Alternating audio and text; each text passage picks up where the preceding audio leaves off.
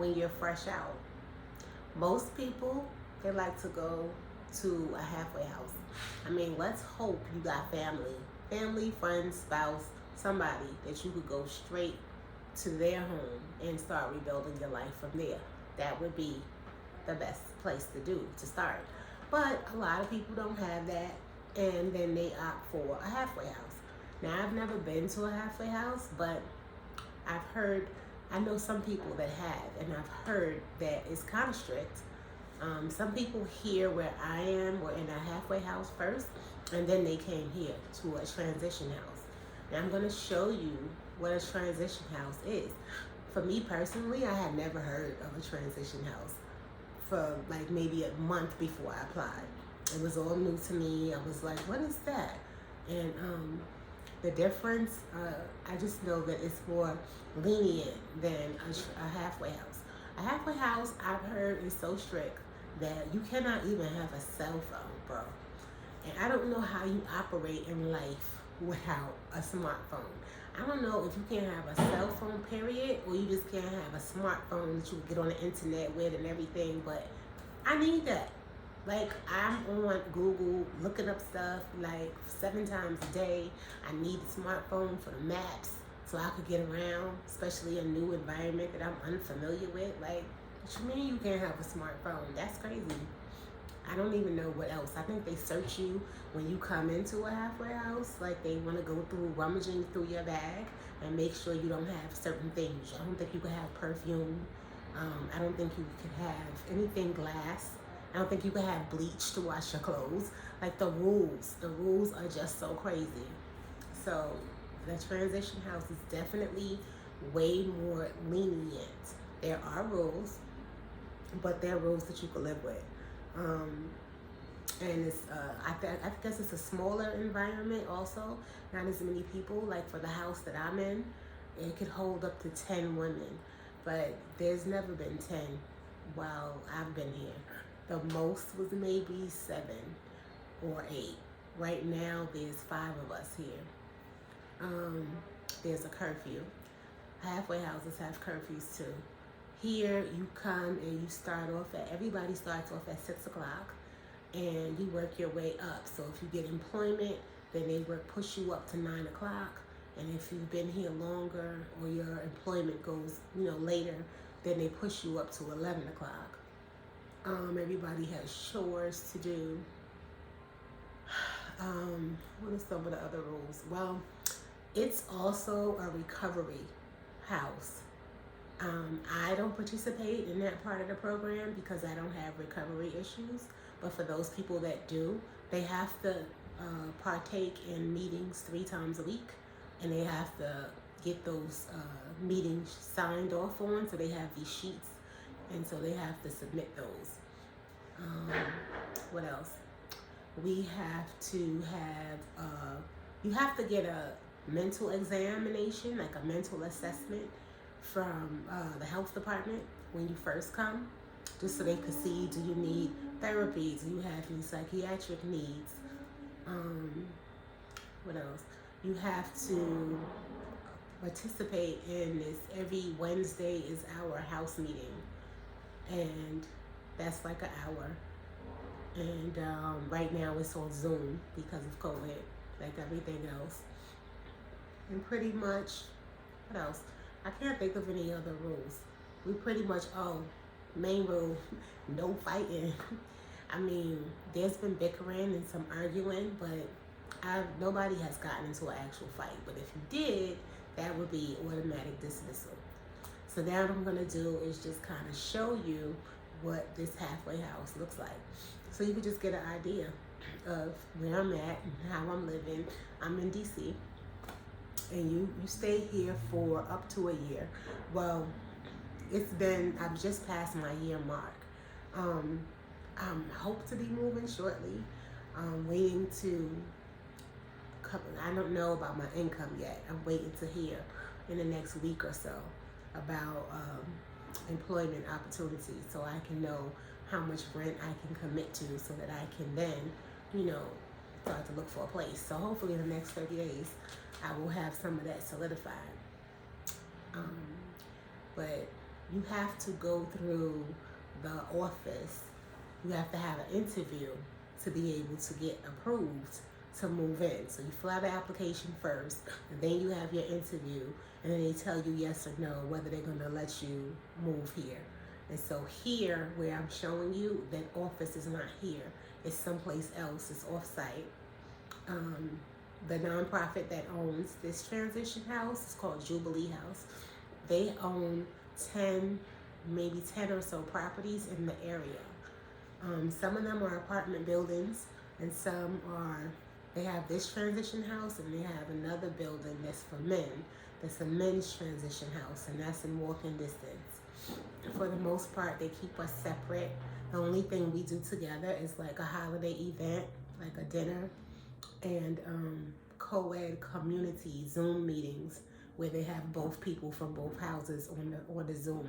Other than that, we don't really integrate with the men's house. What else? So yeah, you can't look up where this is at. They'll just tell you like the general area in DC, but they don't put the address up because it's also a safe house. So they tell you that, when you first come, we can't have company.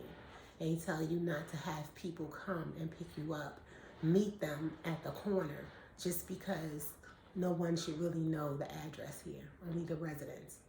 Okay, so now I'm just going to take you on a quick tour so you get an idea of what a transition house is like, and you can know your options, or you can let someone else in your family know, or a friend. Their option could also be a transition house as opposed to a halfway house when they're about to get released. Okay, so you share a room. This particular room is 2 beds. And then there's a walk-in closet that we would share, and then there's a desk. Now we're just gonna walk through, and I'm just gonna show you what it looks like outside my room. That's my room. This room right here is a single. This is the bathroom. That's 1. That's 2. This is a triple. 3 people could fit in there. And this is a double.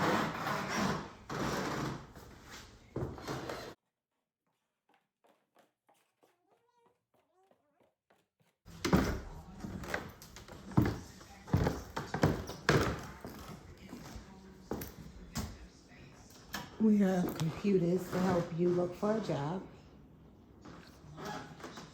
And then this is the main area, the common area. It's Christmas time, so there's our tree and our nice decorations. This is our laundry room.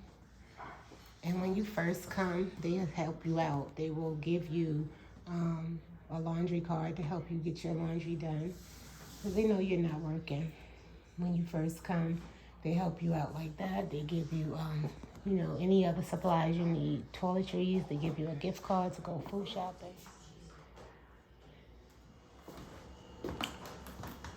This is the kitchen, another common area. We have 2 refrigerators. And when you first come, they will assist you. They'll give you a $25 gift card, because they know you have to apply for public assistance, food stamps, or a SNAP. And they'll help you out like that. There's pots and pans. There's everything. They give you a cabinet space assigned to you. They provide garbage bags. You don't have to buy anything. And then this is a lower level. I won't go down there. An extra bedroom, and a staff's quarters. That's basically it. That's the end of my tour. There are people here right now. I try not to be in anybody's way and not to expose anybody else's privacy. But it's a nice place to be, to get acclimated again and land on your feet. And if you understand Maslow's hierarchy of needs, this place was really something that fit into the first and second levels because that's where you establish security. That's where you figure out you have shelter covered, you have your food covered. Nobody's really like, you have meetings with a case manager, and she's gonna, monitor your progress, of course, and try to assist you and guide you. And down the street, they have another building for jobs where people there will help you find employment. But you really should be self-motivated and proactive. Not wait around for them to assist you. They will direct you to plenty of programs. There's plenty of programs that where people will help you out and give you coats and give you that there's food drives, and they give you bags of food, and they're very supportive in DC. They are. And they liaise with each other. Each organization has relationship with another organization who has relationship with another one, and they all come together and they offer different services, and you get to know about them all. Like every week I'm getting an email about something that's classes or financial literacy classes or therapy or training, MS certificate training, so many different things. Contact tracing.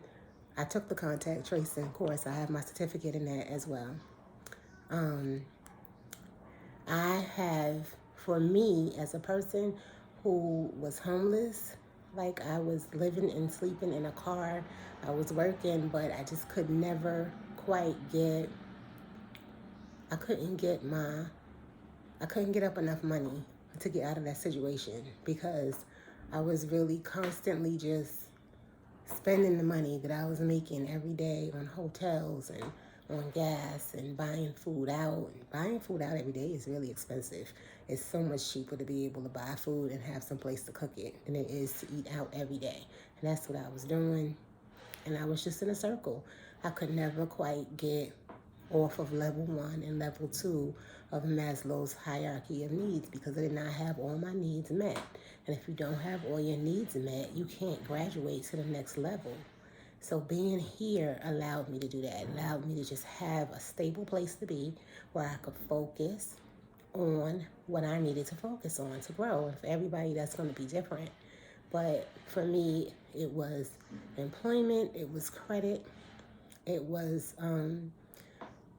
skills, honing my skills, learning new skills, and figuring out, what my next step is going to be, which, like I said, the insurance license I talked about in another video. I hope to hear back about that next week. But yeah, that'll be my next step, and then I'll be able to move out of here and make space for the next person. So this was a good experience. There was some highs and lows. It wasn't all great. Nothing ever is. But I would say that it's a good option for anybody that's coming out of jail, coming out of prison, having to rebuild their life, whether you have family to stay with or not. Some people here do have family to stay with. They choose to be here. Maybe their family does things, activities that may be a trigger for them. I don't know what the situation is, but also, if you stay with other people, we've all been there. You know what that's like. And it's all good for like 30 days or so. Then they start looking at you like, why you not working yet? Can you pay the light bill? Why you using all that water? You know what I mean? So being here is just more of a relief, because nobody's like breathing down your back. And then you're not in this alone. You're going through it with other people who are also home from jail and trying to grow their lives as well. So Transition House is something to look into. This is Tatum Talk. Please like the video. Please comment on the video.